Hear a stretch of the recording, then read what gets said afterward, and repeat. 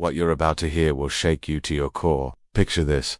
It's a quiet Tuesday night in Broken Arrow, Oklahoma. The kind of place where kids ride bikes until dark and neighbors actually know each other's names. The Bever family home sits peacefully on a tree-lined street. The American dream in brick and mortar. But at 11:52 p.m. on July 22, 2015, that dream became America's worst nightmare. A terrified 13-year-old girl whispers into her phone, "My brothers are killing my family." When police burst through the front door, they stepped into hell itself.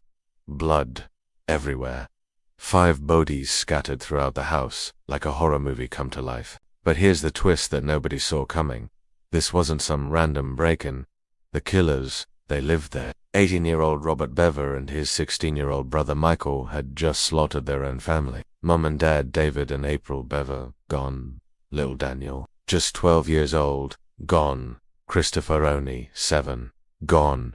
Tiny Victoria, barely 5 years old, gone. The 13-year-old sister, stabbed multiple times but somehow survived to make that life-saving call. A 2-year-old baby was found untouched, apparently forgotten in the chaos. What makes your blood run cold? This massacre was onto some heated family argument gone wrong. These brothers had been planning this for months. They didn't just want to kill their family. They wanted to become legends.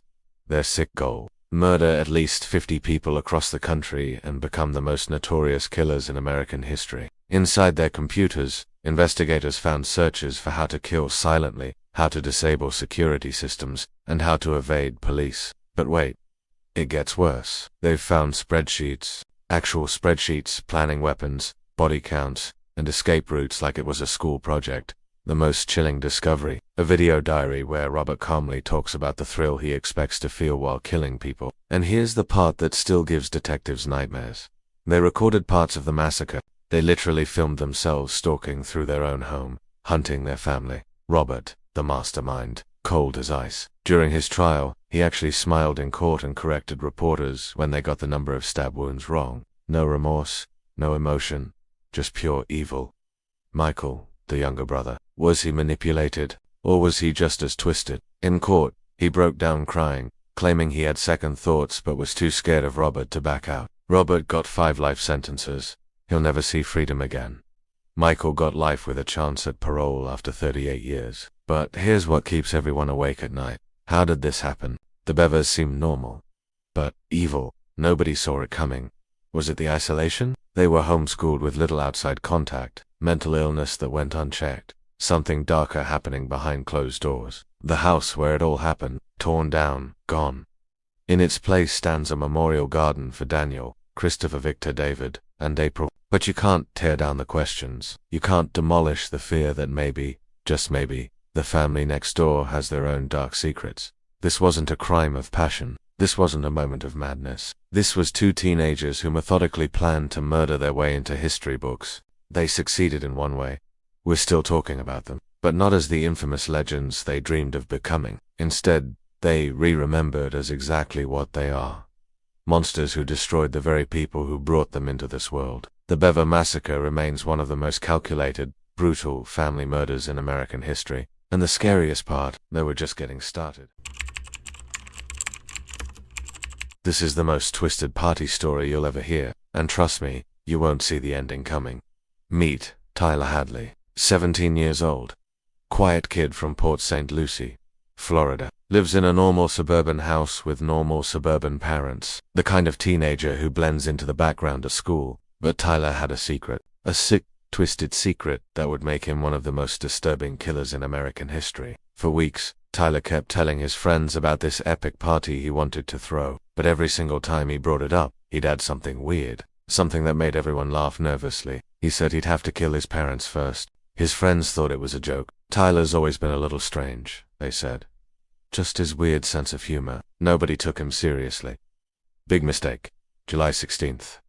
A Saturday afternoon. Tyler's parents, Blake and Mary Jo Hadley, are home relaxing. They have no idea what's about to happen. Tyler grabs a framing hammer, the kind construction workers use. Heavy, deadly. First, he attacks his mother, then his father. Brutal, savage.